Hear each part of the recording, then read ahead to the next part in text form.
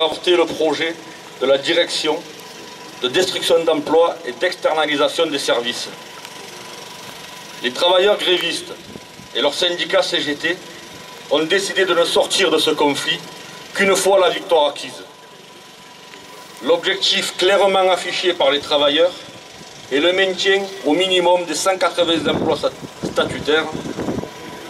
182 emplois statutaires, j'ai dit combien? 180. Il y en a un qui suit, c'est bien. Et l'abandon des externalisations. Ce combat fait suite aux 3 années de lutte déterminée pour l'obtention du projet biomasse.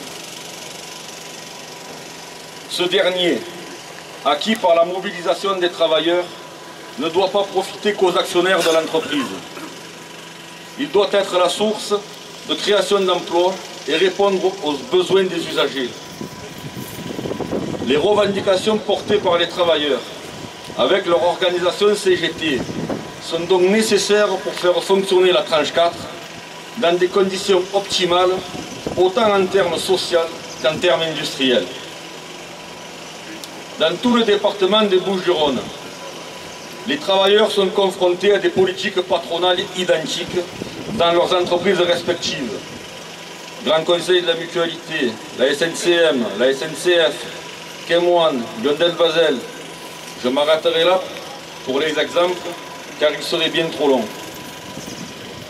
Depuis novembre dernier, ils ont, avec leur syndicat CGT, décidé de s'unir dans une démarche commune pour faire face à la volonté du patronat de fragmenter et détruire les outils industriels et les services publics de notre département, et plus largement au niveau national.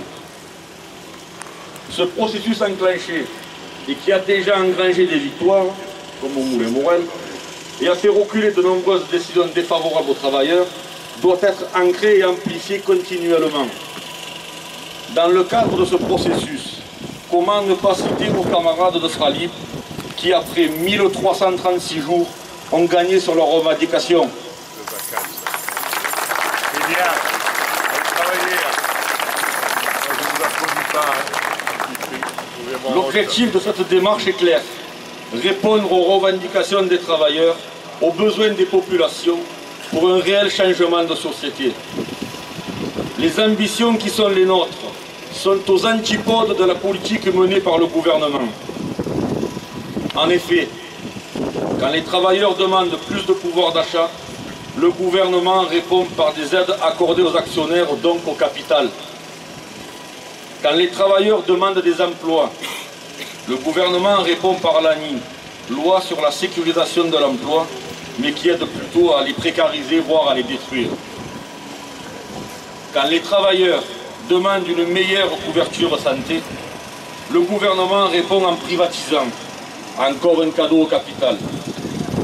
Quand les travailleurs demandent de meilleures retraites, le gouvernement répond par la baisse des pensions et l'augmentation de la durée du travail.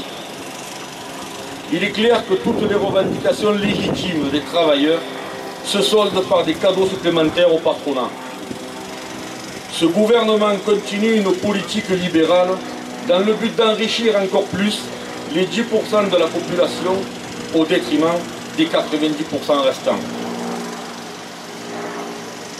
La réalité est que le pouvoir en place a vu, dans les résultats des différentes élections qui ont lieu cette année, l'état d'éclatement, de désunion, de désinformation, d'un électorat qui aurait pourtant tout intérêt à se rassembler pour exiger une véritable politique de progrès social, s'appuyant sur les richesses créées pour la satisfaction des besoins. En lieu et place de la montée du fascisme, du racisme, de la xénophobie, due entre autres au fatalisme, que nous devons combattre, que nous combattons, comme inscrit dans nos statuts à la CGT et faisant partie de nos valeurs. Dans la même logique que les politiques actuelles, la SNET et E.ON ne font pas exception. Le projet biomasse s'inscrit dans le cadre de la transition énergétique et fera bénéficier l'actionnaire de subventions publiques liées à la vente d'électricité produite à partir d'énergies renouvelables. Les pouvoirs publics doivent assumer leurs responsabilités alors que va être versé plus de 2,6 milliards d'euros d'argent public dans le cadre du projet biomasse. C'est bien un projet d'ampleur nationale, diligenté par les pouvoirs publics. E.ON ne porte ce projet que pour s'engraisser sur le dos des contribuables. Le gouvernement doit obliger l'actionnaire à assumer son rôle social de par l'argent public qu'il va percevoir.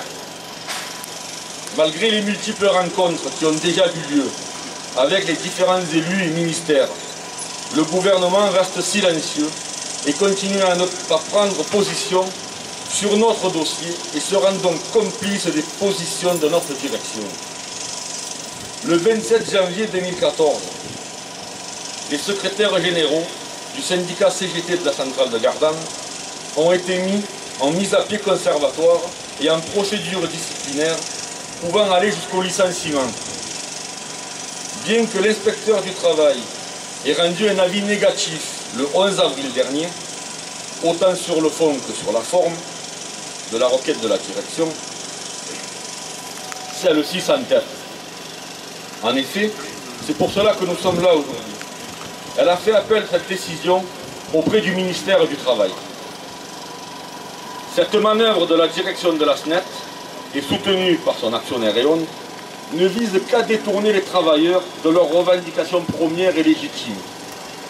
Mais cette manœuvre court à l'échec, car les travailleurs de la centrale ne sont pas dupes. Les méthodes patronales sont les mêmes dans les autres entreprises de la branche des IEG, comme à Montluçon et à Bagneux. C'est inacceptable. Vieille méthode, sale méthode. Ils prouvent là qu'ils n'ont pas d'autres arguments pour imposer la régression sociale. Nous ne les laisserons pas faire, ni eux, ni les autres. Nous ne devons pas nous laisser détourner de nos revendications et au contraire, combattre avec détermination ces méthodes patronales. La criminalisation de l'activité syndicale est clairement une répression de la revendication de la part du patronat. L'inspecteur du travail, en refusant le licenciement des 2 secrétaires généraux de la centrale de Gardanne, avait mis un coup de frein à la volonté de la direction, d'E.ON de passer en force dans ce dossier en s'attaquant à 2 représentants CGT élus par les travailleurs.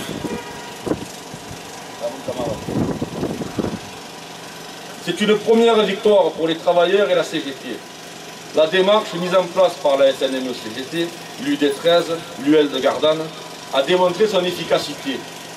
La mise en mouvement des syndicats de la FNME et de l'Interpro nous a permis d'arracher cette dernière et nous permettra, j'en suis convaincu, d'obtenir une décision aussi favorable cette fois-ci. Mais les attaques, mes camarades, n'ont pas cessé pour autant sur la centrale de Gardanne. La direction a décidé la mise en place d'un service minimum pour motif de service public, entravant gravement le droit de grève des travailleurs. À ce sujet, nous attendons le rendu du jugement pour le 24 juin. Ces attaques organisées, qui se généralisent dans l'ensemble du monde du travail, ne visent qu'à empêcher les travailleurs de lutter sous couvert du service public et à engraisser une fois de plus les actionnaires. Mais nous ne sommes pas dupes. Nos revendications sont claires. Toutes les tentatives de détournement du conflit ne feront qu'accentuer la colère et grandir notre rapport de force. La CGT défendra toujours les travailleurs, et particulièrement ceux en lutte, pour que leurs revendications aboutissent.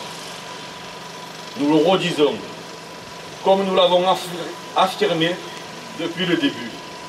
Notre projet biomasse, celui que nous avons obtenu, ne peut se faire qu'avec l'ensemble des travailleurs de la centrale, des garanties sociales de haut niveau, des créations d'emplois à la hauteur du projet, une prise en compte de l'aspect environnemental et en conservant l'appropriation de notre outil industriel. Soyons convaincus, mes camarades, que notre détermination nous mènera à une fin victorieuse sur ce dossier et nous permettra dans l'avenir de poursuivre notre combat sur notre ambition collective d'un réel changement de société. Pour cela, nous devons être conscients du rapport de force que nous avons et être capables d'imaginer son impact si nous ne voulons pas qu'ils nous dominent. Dans ce cadre-là, l'UD13 appelle toutes les organisations CGT et leurs militants à se rassembler avec les cheminots le jeudi 19, demain, à midi, encore à la gare Saint-Charles. Pour en finir, mes camarades, après les 5 mois de grève, et donc nos camarades en grève ici présents, nous vous appelons à la solidarité et à venir au camion, pour ceux qui le souhaitent, dans la boîte, tout ici. Les camarades feront le carnet d'ordre pour pas qu'il y ait de soucis. Et donc j'en finirai sur, comme d'habitude j'ai envie de dire, ceux qui vivent sont ceux qui luttent. Merci mes camarades.